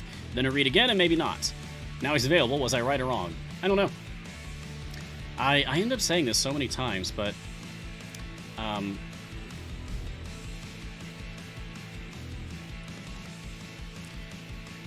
I don't know click debuff. That's a strategy of the game that I'm just not brushed up on. I know I should. It's just... As a strategy, it doesn't appeal to me.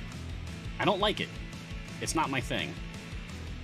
It feels like an exploit, and I feel like it's only a matter of time before it's gone, before it's removed from the game. But it's only becoming more and more popular. So a part of me recognizes, even if it's not to my taste, I should learn the strategy so that I can speak about it when asked. That being said, I currently don't. So I can't really talk about it. Sorry. Ask Garwar. Garwar would probably be able to speak on that better than I can. Hey, Super Steve, what was the name of the baby Tiamat-wielding warlock tank that was created on stream? I believe that was Tina Matt, I think. I don't know if that's actually gonna be a real character, but I believe that was Tina Matt. Yeah. I was at the end of our Extra Life extravaganza 24-hour stream that we did last month. God, it was so much fun. I want to go back. I want to do it again. That was one of the most fun weeks of my entire life. I dreamed about Extra Life and like still like being in Canada and visiting places for several weeks. It was like 2 days ago was when I finally stopped dreaming about it. So my subconscious desperately wants to go back. Plage, I'm a new player and trying to get Dragon Bait, and I'm bad at this game, dying on stage 250, even with all champions at favor cap. Please help. All champions at favor cap, trying to get Dragon Bait. Okay, so Plage, it sounds like what you need mainly is a way to get help from people in a more convenient manner than random questions on a live stream. Because as often as we have shows, they're not happening all the time. And even though we have a lot of shows, whenever they do happen, not all of them are going to be specifically talking about the video game itself. Like, after this, we have, or after this? Yeah, we still have Sketching Hour coming on today, right? Yeah, we do. Good. So, like, the next stream that's coming up is an art stream. They're not going to be playing Idle Champions. They might talk about it a little bit, but they're not going to be playing it at all. So, your choices are limited for what kind of shows will be able to help you with specific things regarding your formation, or what kind of tasks you should be doing to supercharge your power, right? So, a few things. One, if you haven't already done so, join the community. You've made a big step by being here in Twitch chat and talking to us. Now take the next step. Join the Discord. Join the Reddit. Or whatever social media outlet is preferable to you.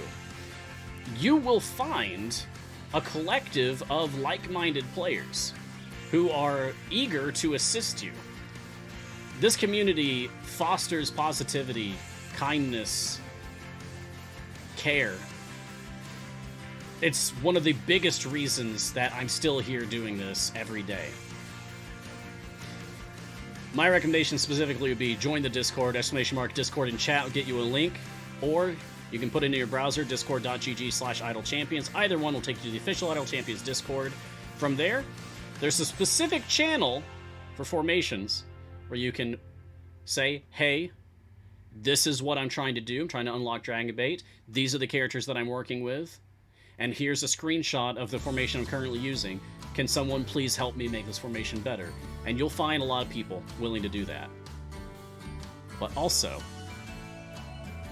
let me tell you about our newest show.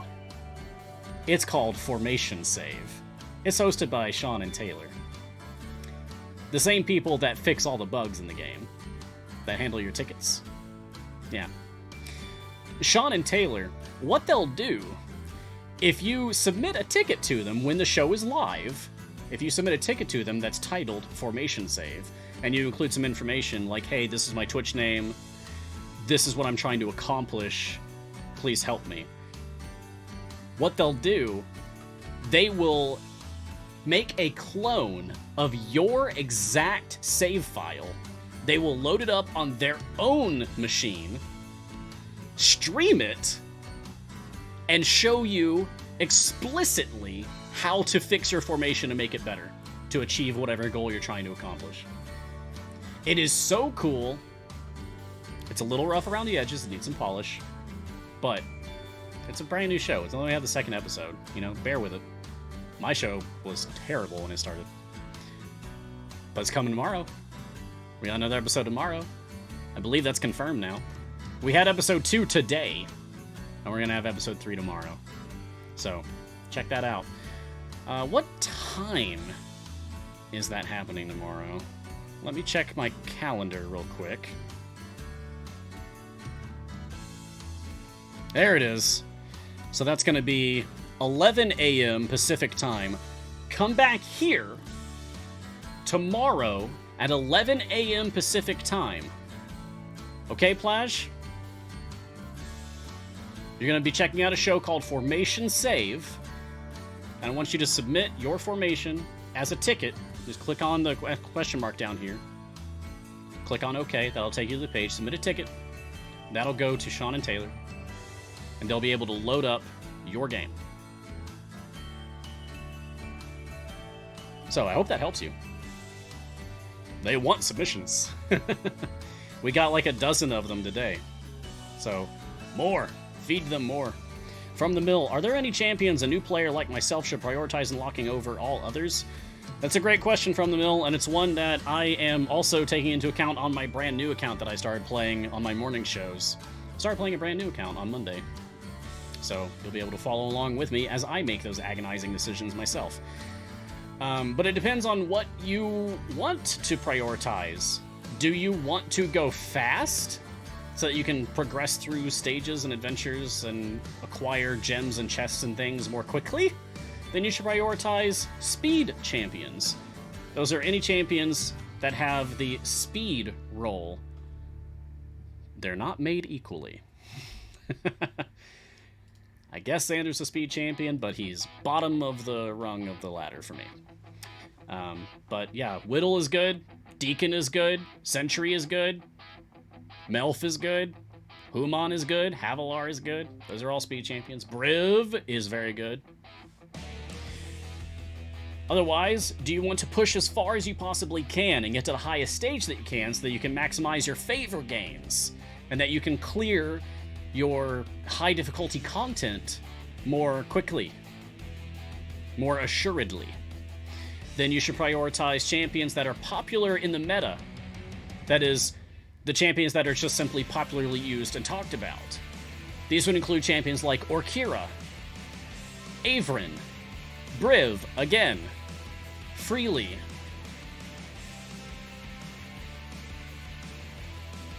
Ashara, but Ashara is a core champion, so you don't need to unlock her. Yeah, so you gotta ask yourself, what do you want? Make a choice. Do you want to go faster, or do you want to hit harder? Honda Hero, question. Mars, take into account multi-parties. I have 3 parties now, and thus make use of 27 to 30 champions at a time. That makes the game more interesting, because a lot more of my champions are involved. And that's before restrictions limit you can use. Well, that's a good point, Honda Hero. A lot of people take background parties for granted because they're just not affected by speed mechanics. And sometimes it can be buggy and lose progress and all that, which is annoying, but it really shouldn't be forgotten about. Background parties exist, and they can be used for good things. One thing that I really like to do when events are live is I like to put a party, like all 3 of my parties, in an event free play, so that even when the event ends, I still have an opportunity to push for more favor twice. 2 more opportunities to do that. But yeah, because you can't have the exact same champion, like you can't have a clone of them in the same party, if you actually want to split up and have one team going into a Grand Tour of the Sword Coast variant that you haven't completed before, and you want to have another team doing, let's say, a Vajra patron variant in Tomb of Annihilation, and then you have a third party doing a time gate or an event, so that you can split your attention and multitask like a master. Yeah, you absolutely can play the game like that. And in that case, having more champions becomes vital. Old man, this is question 50. Who is more gear dependent, Kroll or Yorvin? An ungeared Kroll, the day that I unlocked him, moved my highest wall up by 75 stages. That's how powerful Kroll is, even without gear. Yorvin has been out now for nearly 3 hours. So, I don't know. I'm not sure yet.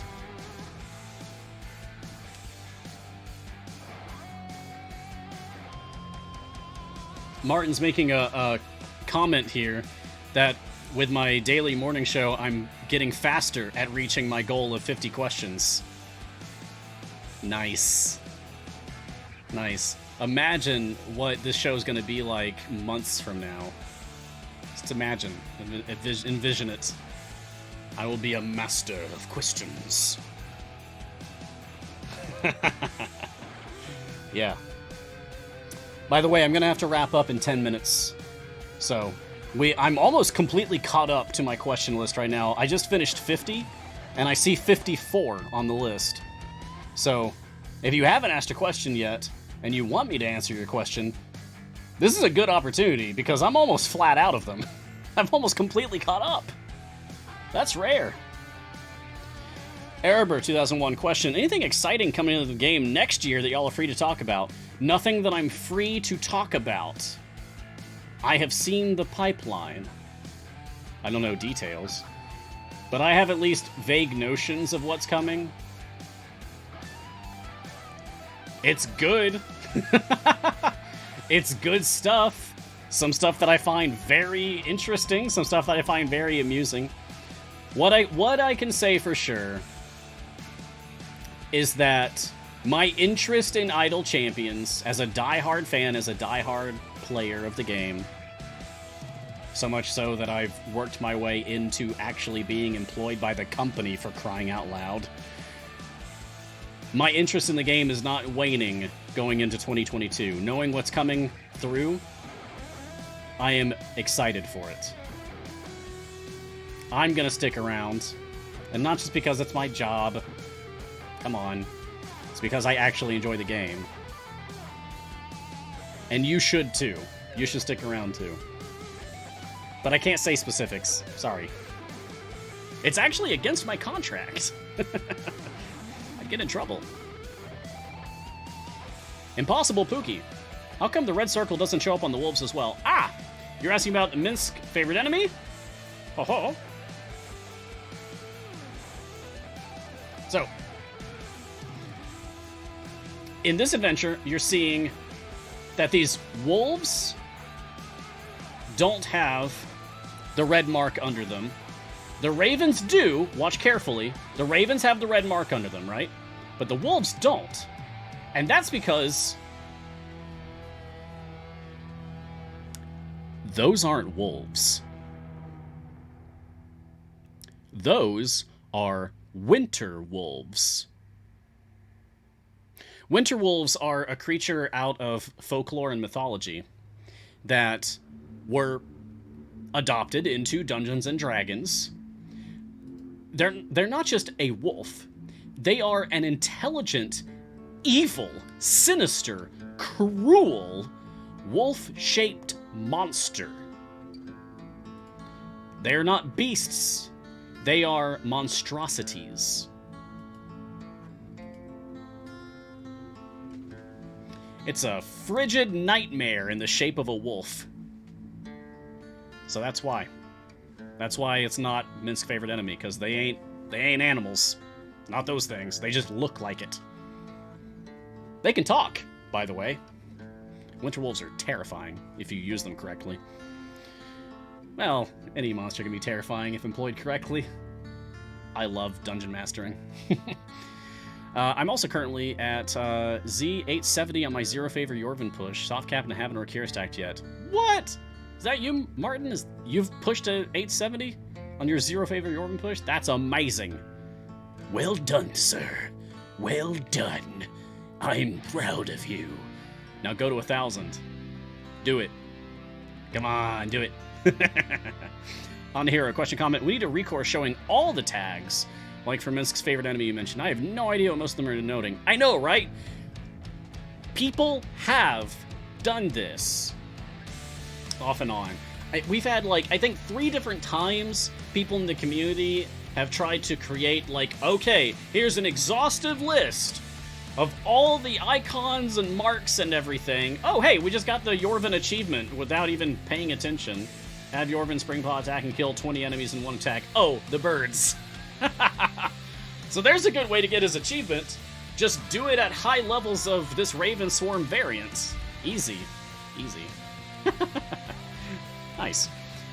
The thing is that the players who have made those,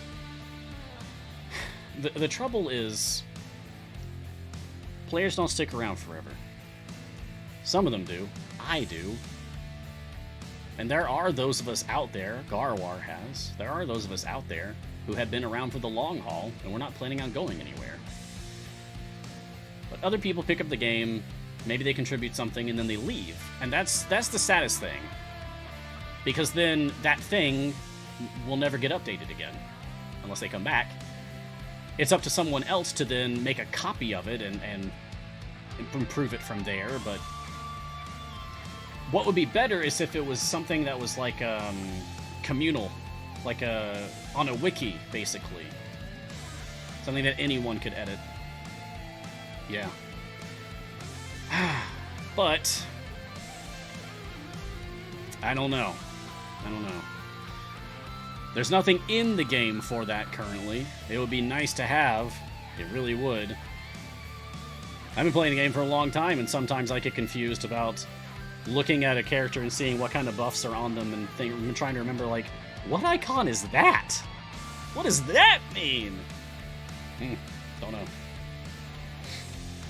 Stiglar, question. What champion has the fastest base attack?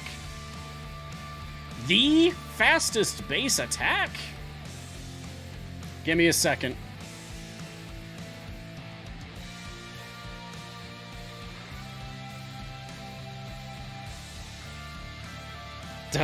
Looks like that's technically a tie between Dadius and Xander. Not taking into account any special game mechanics that might make them, like, attack multiple times or something.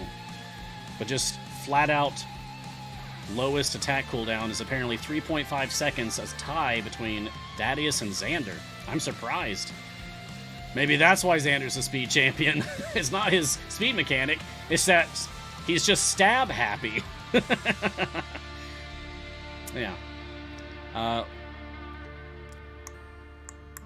Loki, sorry Mars, was there already an answer to the question about level cap on item 5? Oh, no worries. Looks like, there is no cap to Yorvin slot 5 item. I did get an answer to that. I did get an answer. Slot 5 item. No cap. Have fun. It's only the damage boost anyway. Alright. Oh yeah, time check. I gotta roll out of here real soon. So, if I haven't gotten to your question yet, I am going to bank it, and I will get to it on my next show, which will be in the morning, 7 a.m. Pacific time. It'll be morning Mars again, Thursday this time. And I will do leftovers in my pre-stream audio check time. Basically 5 minutes before the stream is actually live. It's still live, and I'm just hanging around with chat and being fun. And I'll answer those questions there. So, let's wrap up. Thank you, everyone, for joining me for this episode of Mars Guiding Hand Classic Edition Afternoon with the cool blue. I only get to see this overlay once a week, so love it. Enjoy it. I hope to see you all next time, which will be tomorrow morning, 7 a.m. Check out all the other awesome shows that we've got. Stick around specifically. Don't go anywhere, because we've got Sketching Hour coming up next. It's fantastic for, like, the cooldown period after all the hype of this show, right? I love to relax with Sketching Hour. It's so much fun. You can follow Idle Champions on social media. You can follow me on Twitter at Ryan Blake Hall. Just call me Mars, but that's my name. Thank you to Codename Entertainment. Thank you to my moderator, Martin, today, the other M, my other half.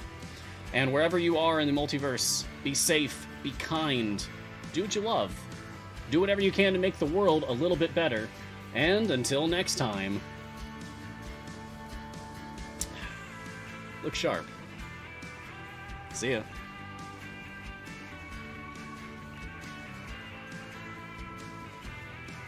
That really is a good tea. I didn't even touch my coffee. I like the tea so much, I didn't even touch the coffee.